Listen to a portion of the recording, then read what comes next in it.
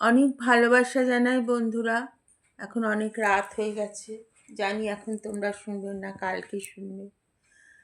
আজ আমার দিদি চলে গেল অনেক দূরে।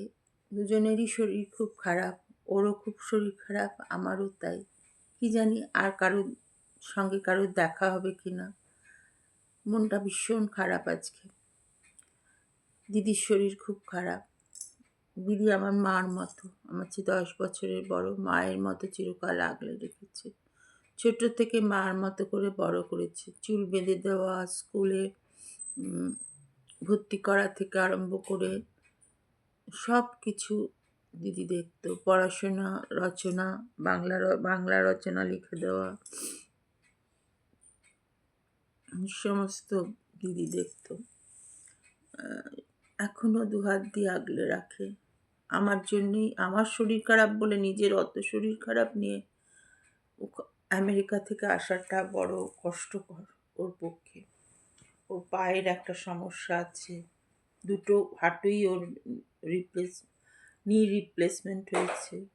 তাছাড়াও পেছনে একটা কিছুটা জায়গা স্পাইনে অবশ হয়ে যাচ্ছে। ডাক্তার বলেছে স্পাইন অপারেশন করতে হবে। সব মিলিয়ে শরীরটা খুবই খারাপ, মনটা খুবই খারাপ। আমার তো বাপের বাড়ি বলতে দিদিটাই আছে, আর তো কিছু নেই।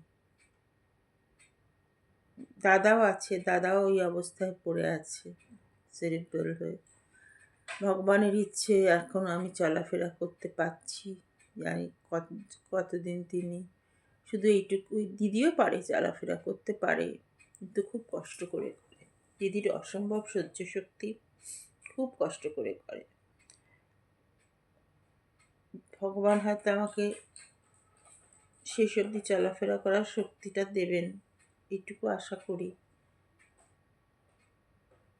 আশা কিছু করব না, যা তার ইচ্ছে তাই তিনি করবেন। আমি কারো কিছু আশা করব না।